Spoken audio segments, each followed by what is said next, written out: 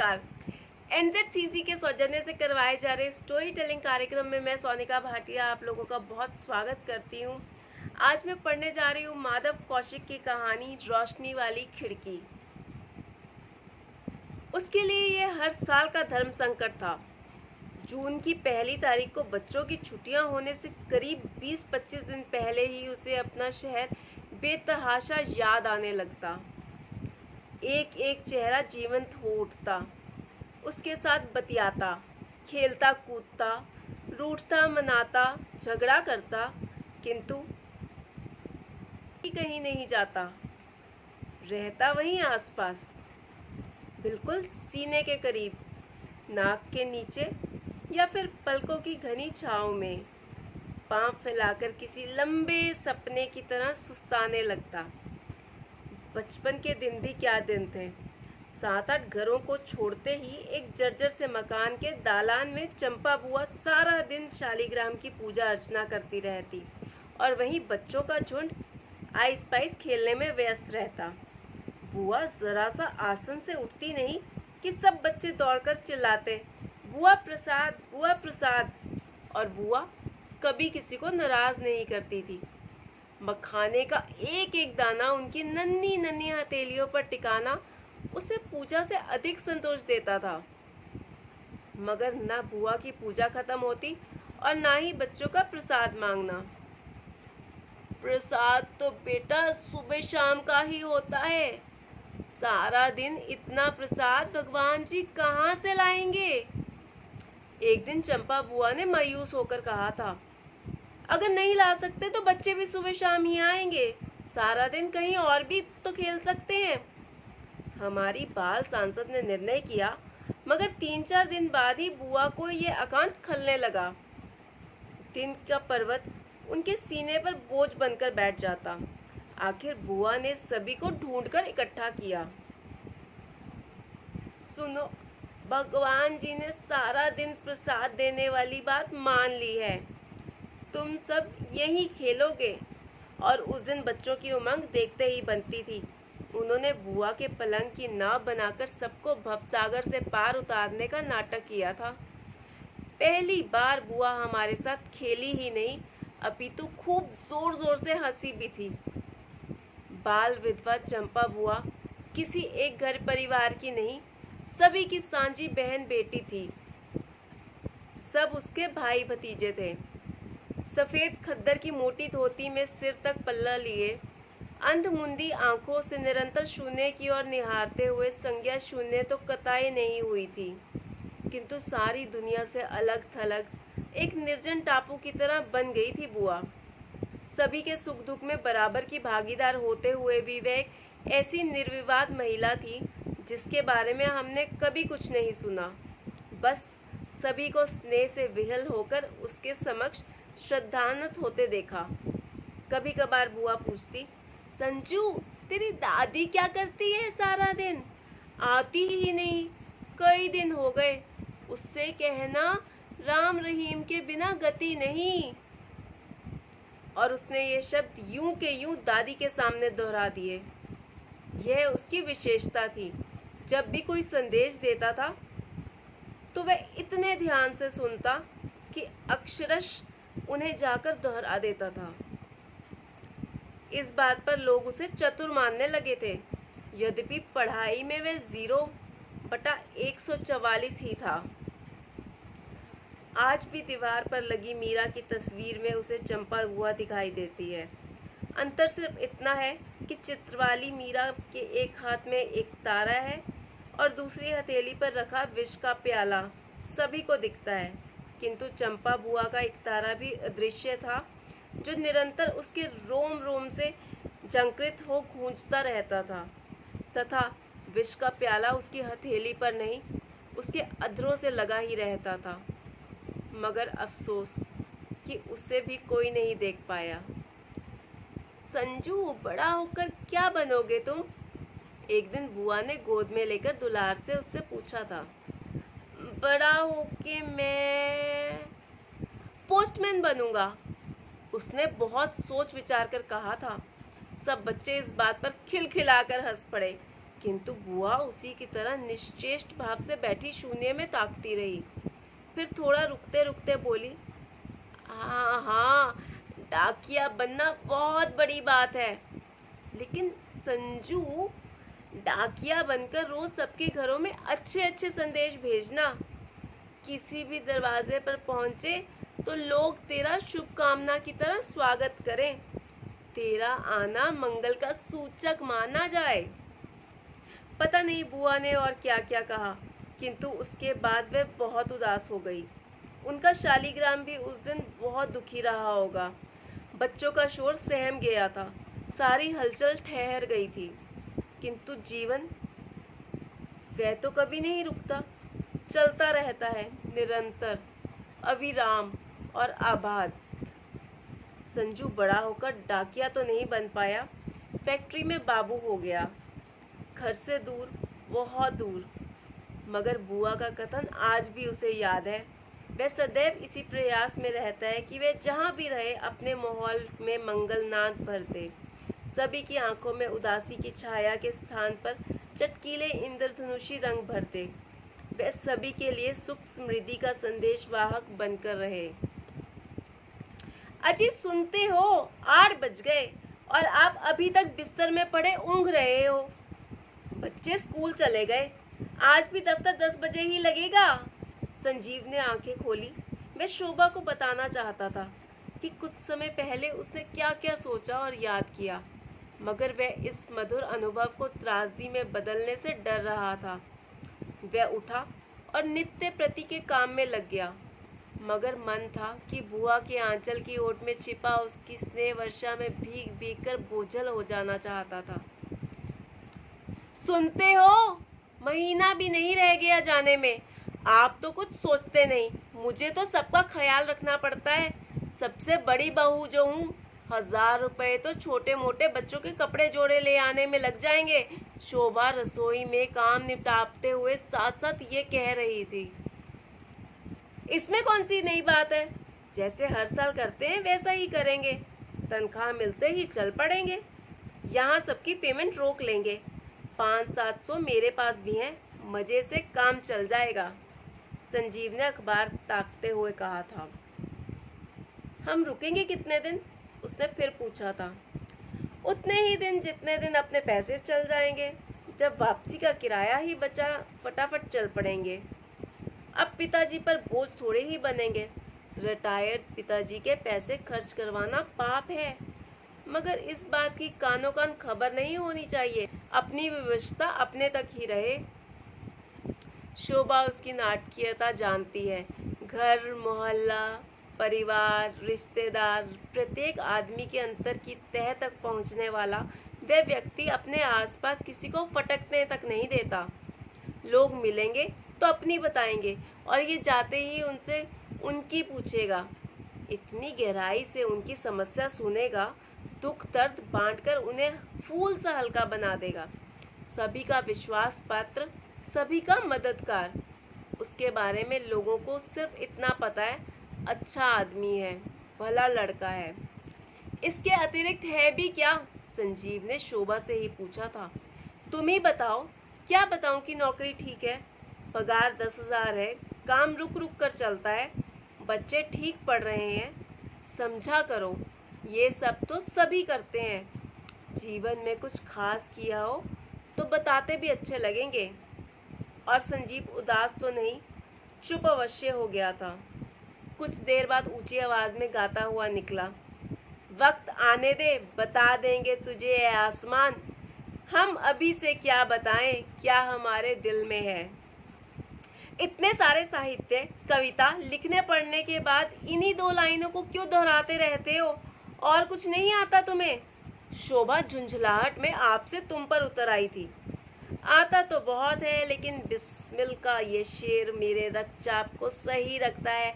मैं डिप्रेशन से बाहर आकर पूरे जोश से दौड़ने लगता हूँ। और संजीव ने शोभा की कमर में कसकर मुक्का जमाया और टिफिन उठाकर बस स्टॉप की तरफ दौड़ा। एकांत का लाभ उठाकर उसका मन फिर अपने कस्बे की उसी गली में पहुंच गया, किंतु इस बार वह संजू नहीं, कॉलेज का विद्यार्थी बनकर अपनी मित्र मंडली सतीश, विश्वास और सुरेंद्र के साथ ब्राह्मणों के पुराने दरवाजे की छत पर चटाई बिछाए बैठा था। चारों इसी छत पर पड़ते थे, सोते भी वहीं थे, खाना खाने की किसी को परवाह नहीं थी। जब जहाँ जिसके सौजन्य से प्राप्त हुआ खा लिया और सो गए। घर जाते थे नहाने और कपड़े बदलने के लिए। रात को तकरीबन 10 बजे चारों अपनी अपनी कॉपी किताबें बंद कर धीरे धीरे नीचे उतरते और गली में चुहलबाजी करते। सड़क के नुक्कड़ पर ज्योति हलवाई की दुकान पर बिना नागा रोज पहुंचते। सब 250 या 300 ग्राम दूध पीते। ज्योतिलाल हलवाई इन चारों का अभिभावक था। 10 बजते बजते उसकी कढ़ाई का 20 किलो रबड़ी जैसा दूध बिक जाता था। अंत में जो बचता वह सचमुच रबड़ी में ही बदल जाता। मलाई की परत मोटी से मोटी होकर रोटी की शक्ल इख्तियार कर लेती। 1 किलो दूध देना भाई। उस दिन लाला रामजी लाल ने रिक्शे पर बैठे बैठे ही ज्योति को आदेश दिया था। दूध तो खत्म हो गया लाला, कढ़ाई में इतना तो है। ये तो उन लड़कों के लिए है, बस आते ही होंगे। क्यों सांपों को दूध पिला रहे हो ज्योति? नौरंग ने अपनी कुल्हड़ जमीन पर पटकते हुए खीसे निपोरी। रामजी लाल तब तक नाराज होकर जा चुका था। सांप है वे? इस मोहल्ले में कोई 4 दर्जे से आगे पढ़ा था कभी?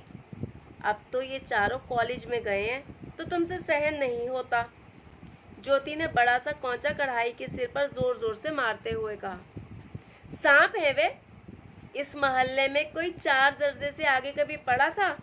अब ये चारों कॉलेज में गए तो तुमसे सहन नहीं होता। ज्योति ने बड़ा सा कौंचा कढ़ाई के सिरे पर जोर जोर से मारते हुए कहा।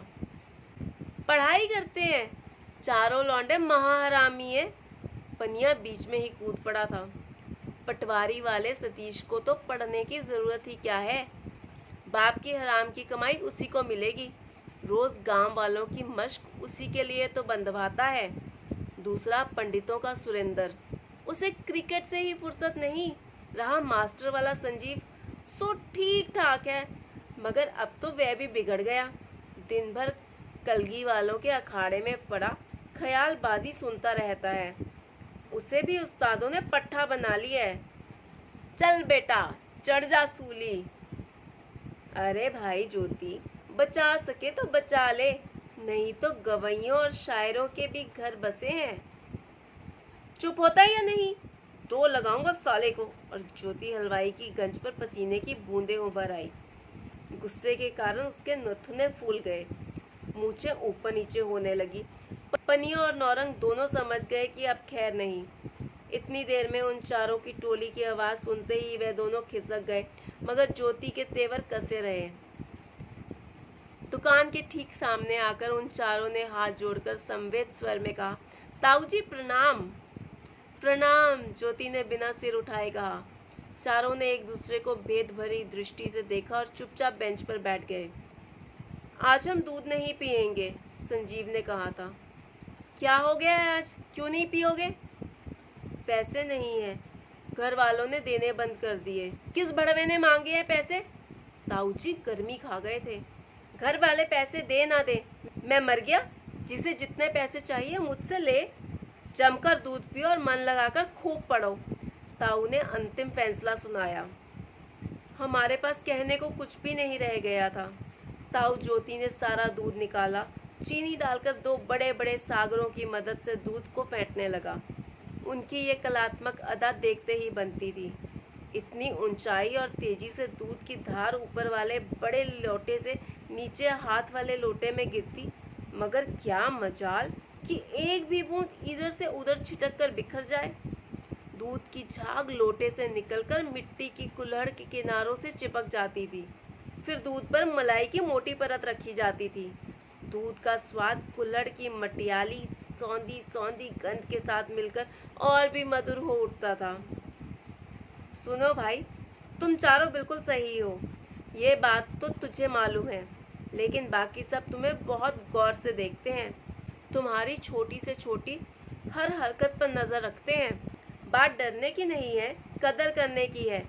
समझदार वही है जो बिना किसी से टकराए दौड़ में सबसे आगे बढ़ जाए। ताऊ आज दार्शनिक हुए जा रहे थे। वातावरण अधिक बोझिल ना हो, इस गरज से सुरेंद्र ने मजाक किया। ताऊ, आपने शादी क्यों नहीं करवाई? अगर शादी करवाकर बाल बच्चे पैदा कर लेता तो तुम्हें दूध कौन पिलाता? इतनी देर बाद ताऊ अपने असली रंग में आए थे। मगर हम इतना सारा पैसा कहाँ से लौटाएंगे? पढ़ लिख कर जब बड़े आदमी बन जाओ तब लौटा देना, अब तो मेरी जान छोड़ो। आज ताऊ ज्योति नहीं है। सब मित्र जब भी कभी मिलते उनकी खूब बातें करते। इतना प्यार तो उन्हें घर वालों से भी नहीं मिला। सबसे बड़ी बात तो ये है कि उनकी कमजोरियों को जानते हुए भी उन्हें कभी गलत नहीं समझते थे। जब सतीश की अपने घर वालों से कहा सुनी हो गई थी तब परीक्षा फॉर्म के पैसे उन्होंने ही दिए थे। संजीव के लिए सुंदर सा पेन सेट उन्होंने खुद मंगवाया था। सुरेंद्र ने जिस दिन एक पारी में 7 विकेट लेकर कॉलेज का रिकॉर्ड बनाया तो क्रिकेट का बल्ला उन्होंने स्वयं ला कर दिया। एक बार तो उन चारों के घरवाले अपने अपने बच्चों को बिगाड़ने का दोष लगाने उनकी दुकान पर जा पहुंचे थे। लड़के तो तुम्हारे हैं और तुम्हारे ही रहेंगे, मगर किसी ने कभी सोचा कि उनकी कोई समस्या भी हो सकती है? किसी ने प्यार से उनकी बात सुनी है? मैंने बच्चे पैदा नहीं किए, मगर पालना तुम सबसे अच्छा जानता हूँ। उनकी निष्ठा और निस्वार्थ भावना ने एक क्षण में ही परास्त कर दिया था। कभी कभार सतीश वहाँ खड़े रिक्शे वाले को पटा लेता, चल यार तू दूध पी और रिक्शा मुझे दे, बस 15 मिनट के लिए। वह अपने हिस्से का कुल्हड़ उसे थमा देता। ताऊ ज्योति नकली दिखावे का गुस्सा करते हैं। फिर वह संजीव की बाह पकड़कर खींचता, चल जल्दी कर। सुरेंद्र और विश्वास धीरे से मुस्कुराते। रिक्शा तेज गति से सड़क पर दौड़ने लगता। रास्ते में जान पहचान के लोग मिलते तो कुछ हंसते और कुछ नाक भौं सिकोड़कर जमीन पर थूक भी देते। 10 मिनट के बाद रिक्शा रेलवे रोड पर बाई और सुंदर मकानों वाली सबसे पॉश कॉलोनी की एक गली में मुड़ता। रिक्शा की घंटी बजते ही बड़ी सी कोठी के दूसरे तल की एक खिड़की से बाहर झांकती रोशनी थरथराकर हिलने लगती। पहियों की गति बिल्कुल शिथिल हो जाती। संजीव सीधा होकर बैठ जाता। रोशनी की भरपूर बाहें फैलती हुई सड़क पर खड़ी रिक्शा को अपने घेरे में बांध लेती थी, फिर धीरे धीरे सिमटने लगती। कुछ पल बाद रिक्शा अपनी वापसी यात्रा पर चल निकलता। संजीव को अब भी रोशनी वाली खिड़की याद आती है। कई बार उसने उस खिड़की को बंद करने की सोची भी है, मगर इतने अंधेरे और घुटन का मुकाबला करने के लिए उसके पास 3 खिड़कियां ही तो हैं। कभी चंपा बुआ की, तो कभी ज्योति ताऊ की, या कभी वह कोठी वाली खिड़की उसके मन में खुलती रहती है। वह इन खिड़कियों को कभी बंद नहीं होने देगा। बस में बैठने से पहले संजीव ने इस संकल्प को एक बार फिर से दोहराया। तो ये थी कहानी रोशनी वाली खिड़की, माधव कौशिक जी द्वारा लिखी गई। आप सभी का जुड़ने के लिए बहुत बहुत धन्यवाद करना चाहूँगी। नमस्कार। नॉर्थ जोन कल्चर सेंटर द्वारा करवाए जा रहे इस कहानी वाचक के कार्यक्रम में मैं सोनिका भाटिया आप सभी का तहे दिल से स्वागत करती हूँ। आज मैं पढ़ने जा रही हूँ डॉक्टर मुक्ता द्वारा लिखित कहानी कैसे बदल गई सोच, जिसमें उन्होंने बताने की कोशिश की है कि वक्त के साथ इंसान की सोच किस कदर बदल जाती है। तो आइए मैं सुनाती हूँ आपको कहानी कैसे बदल गई सोच। बच्चों के साथ उछलती कूदती फांदती मस्ती से झूमती शेफाली ने जब अपनी मम्मी को गाड़ी से उतरते देखा तो वह उसकी टांगों से लिपट गई तथा तोतली भाषा में उससे शिकायत करने लगी। आज तुमने बहुत देर लगा दी, कितना अंधेरा हो गया है, जाओ मैं तुमसे बात नहीं करती। वैशाली ने उसकी शिकायत को अनसुना कर नौकरानी को आवाज लगाई, राधा, राधा कहाँ हो तुम? जरा भी ख्याल नहीं है तुम्हें शेफाली का? वह बाहर बस्ती के गंदे बच्चों के साथ खेल रही है। मिट्टी से सनी हुई, इसने तो मेरी इतनी महंगी साड़ी खराब कर दी है। वैशाली ने राधा को शेफाली को अपने साथ ले जाने और नहलाकर उसके कपड़े बदलने की हिदायत दी। शेफाली ने अपनी मम्मी की टांगों को जोर से जकड़ लिया और जिद करने लगी कि वह अब राधा के पास नहीं रहेगी। वह उसे बहुत डांटती है।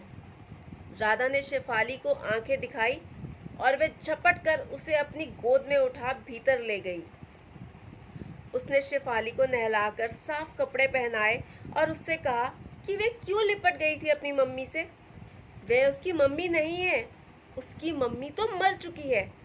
वह तो उसकी सौतेली माँ है, जिसके हृदय में दूसरे औलाद के लिए ममता व स्नेह की धारा प्रवाहित नहीं होती। शेफाली रोने लगी। उसने राधा से कहा कि वह उसकी शिकायत अपनी मम्मी से करेगी और फिर उसे खूब डांट पड़ेगी। शेफाली तैयार होकर अपनी मम्मी के गले में बाहें डालकर कहने लगी, मम्मी मम्मी देखो, अब मैं कितनी सुंदर बन गई हूँ ना। अब तो आप मुझसे प्यार करोगी ना, मुझे अपनी गोदी में बिठाओगी ना। अब मैं कभी भी आपकी साड़ी गंदी नहीं करूँगी, प्रॉमिस प्रॉमिस मम्मी। अब आपको अच्छी प्यारी बिटिया कभी गलती नहीं करेगी। वैशाली तो टीवी पर अपना सीरियल देखने में व्यस्त थी। उसने राधा को ऊंचे स्वर में पुकारा तथा शेफाली को कमरे से बाहर ले जाने को कहा। जाओ, इसे खाना खिलाकर सुला दो, पल भर भी सांस नहीं लेने देती है भला। शेफाली ने सुबकते हुए राधा से कहा कि आज वे अपने पापा से मम्मी की शिकायत करेगी तथा उनसे पूछेगी कि उसकी मम्मी कहाँ गई है, वह कब लौटेगी, तथा वह आज पापा से ज़रूर कहेगी कि वे इस नई मम्मी को बदल लाएं। उसे तो अपनी पहले वाली मम्मी चाहिए। राधा बुदबुदाती हुई उसे बिस्तर पर पटक कर चली गई और थोड़ी देर में शेफाली को नींद आ गई। वैशाली ने रात को पलाश से शिकायत की कि वह दोहरी जिंदगी नहीं जी सकती। वह इस घर में उसकी पत्नी बनकर आई है, ना कि माँ बनकर। यदि वह चाहता है कि वह उसके साथ उसकी जीवन संगिनी बनकर रहे, तो उसे शेफाली को कहीं दूर हॉस्टल में भेजना होगा। पलाश ने वैशाली को समझाने की लाख कोशिश की कि उसने बिन माँ की बच्ची की देखभाल के लिए उससे विवाह किया है, सो वह उसे अपने से दूर भेजने की कल्पना कैसे कर सकता है।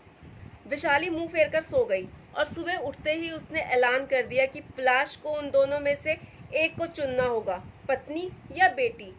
पलाश ने उसे समझाने का भरसक प्रयास किया, परंतु वैशाली उसे छोड़कर चली गई। शाम को शेफाली अपने मम्मी पापा की प्रतीक्षा करती रही। मम्मी पापा के देर तक न लौटने पर उसने राधा से पूछा, आज वो क्यों नहीं आए? उन्होंने इतनी देर क्यों लगा दी? राधा के पास उसकी बातों का कोई जवाब नहीं था। आधी रात को पलाश ने शराब के नशे में धुत अपने घर में दस्तक दी। राधा साहब के इस रूप को देखकर पूरी दास्तान समझ गई। पलाश ने राधा से कहा कि उसकी दुनिया लुट गई है, वैशाली उसे छोड़कर चली गई है, कभी ना लौटने के लिए। उसने वैशाली को मनाने की लाख कोशिश की, परंतु उसे नाकामी ही मिली। अब वह शेफाली का उत्तरदायित्व उसके कंधों पर डाल देना चाहता है। राधा, सोच समझकर उत्तर दो। तुम्हें मेरी पत्नी नहीं, शेफाली की माँ बनकर रहना होगा। तुम्हें वायदा करना होगा कि जब तक शेफाली इस घर से विदा नहीं हो जाती, तुम कहीं नहीं जाओगी। राधा से प्रत्युत्तर ना पाकर वह बहुत परेशान हो गया। साहब, आप चिंता ना करें, वह इस घर को छोड़कर कहीं नहीं जाएगी। वह शेफाली को भी पूरा प्यार दुलार देगी, परंतु आपको भी आज एक वादा करना होगा। आप कभी भी घर में शराब पीकर नहीं आएंगे। पलाश ने बढ़कर राधा के हाथ थाम लिए तथा उसकी हर बात मानने का वादा कर उसे राहत प्रदान की। सुबह उठते ही शेफाली ने अपने पापा से पूछा, रात को मम्मी को नहीं आई? अच्छे बच्चे देर रात घर से बाहर नहीं रहते, फिर मम्मी ने ऐसा क्यों किया? आप उनकी पिट्ठी करना, उन्हें बहुत डांट लगाना। पलाश ने शेफाली को गोद में उठा लिया और उसे सहलाते हुए कहा कि अब तुम्हारी मम्मी कभी नहीं आएगी। आज से तुम्हारी मम्मी और पापा मैं ही हूँ। राधा तुम्हारी देखभाल करेगी, सदा तुम्हारे साथ रहेगी। शेफाली राधा से लिपट गई। राधा आंटी, अब आप मुझे कभी नहीं डांटोगी, बहुत प्यार करोगी ना? राधा ने सिर हिला दिया। हाँ हाँ, मैं तुम्हें कभी कुछ नहीं कहूँगी। दिन गुजरने लगे। शेफाली का दाखिला इंजीनियरिंग कॉलेज में हो गया। एक दिन अचानक शेफाली का सामना उसकी माँ वैशाली से हो गया। वैशाली ने उसे पहचान लिया तथा उसके साथ बातों का सिलसिला बढ़ाते हुए उसने परिवार के बारे में जानकारी प्राप्त कर ली। उसका मन चाहा कि वह शेफाली को बढ़कर अपने सीने से लगा ले, शायद शायद उसके मन की कड़वाहट समाप्त हो जाए, परंतु अगले ही पल उसे ख्याल आया कि वह उसे कभी माफ़ नहीं करेगी। उसने शिफाली से उसका बचपन छीना है, उसकी भावनाओं को आहत किया है। इंजीनियरिंग की पढ़ाई समाप्त कर उसने एमबीए में दाखिला ले लिया। एक दिन विशाली के हृदय में ममता का सागर हिलोरे लेने लगा। उसने शिफाली को अपना परिचय देते हुए उससे क्षमा याचना की, परंतु शिफाली के अंतर्मन की करवाहट को जानकर वह सकते में आ गई। आपने मुझसे ये उम्मीद कैसे कर ली कि मैं अपना अतीत भुलाकर आपके आंचल के साए में सिर छुपाकर सुकून पाना चाहती हूँ? मैंने आपको अपनी जिंदगी से निकालकर कब का बाहर कर दिया है। आपने मुझे आंसुओं का वह उपहार दिया है जो आज तक मेरा पीछा नहीं छोड़ रहा। वह जोंक की भांति मेरा लहू पी रहा है।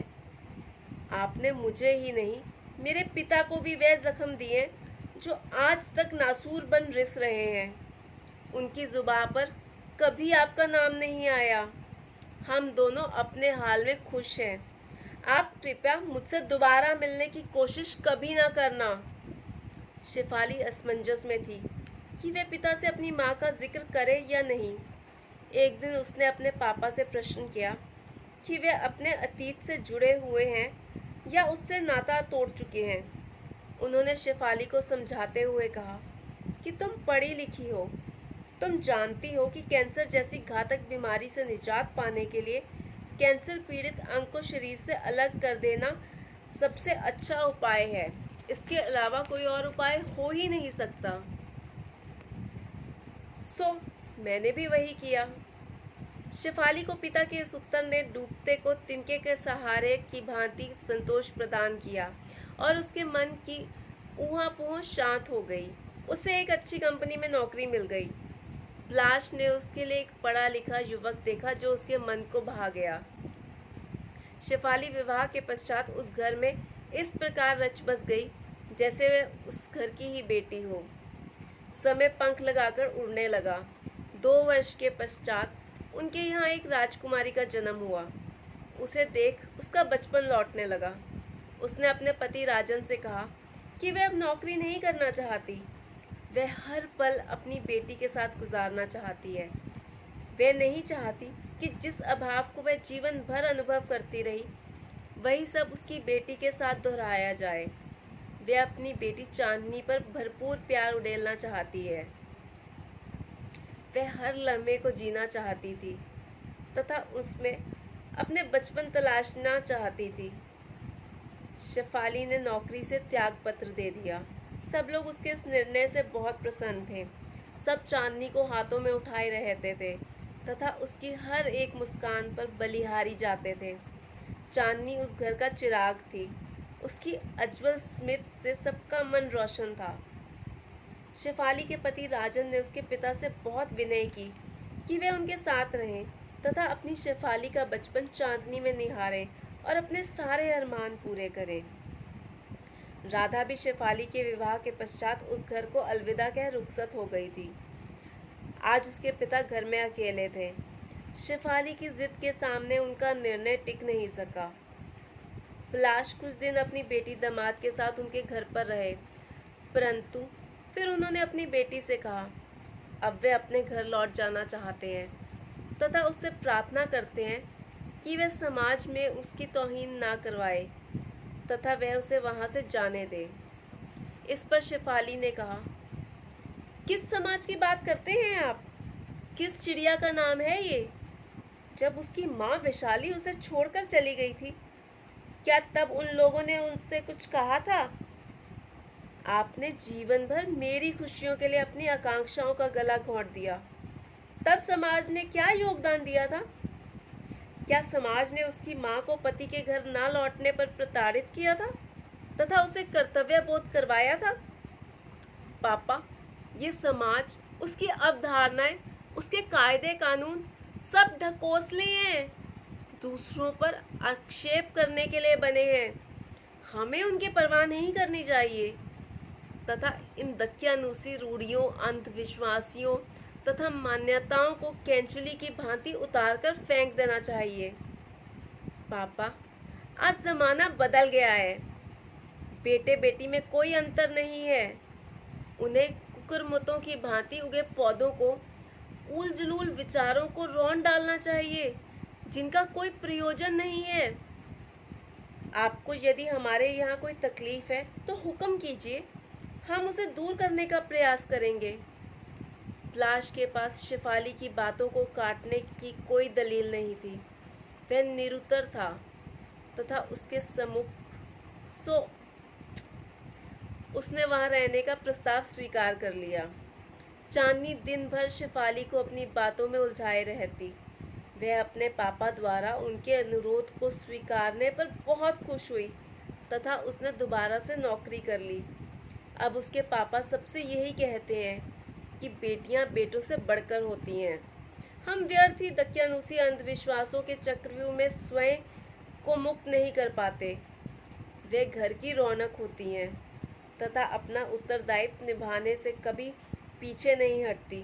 सो हमें दोनों को समान समझना चाहिए, उन्हें अच्छे संस्कारों से पल्वित करना चाहिए। लोग उनकी बातें सुनकर हैरान होते तथा उनसे कहते, कैसे बदल गई उनकी सोच। कल तक वो बेटी दामाद के घर जाने में भी संकोच करते थे, आज वहाँ रहने पर उनकी विचारधारा में परिवर्तन आ गया है। तो ये थी कहानी कैसे बदल गई सोच। आप सब हमारे साथ जुड़े रहे, इसके लिए बहुत बहुत आभार। धन्यवाद।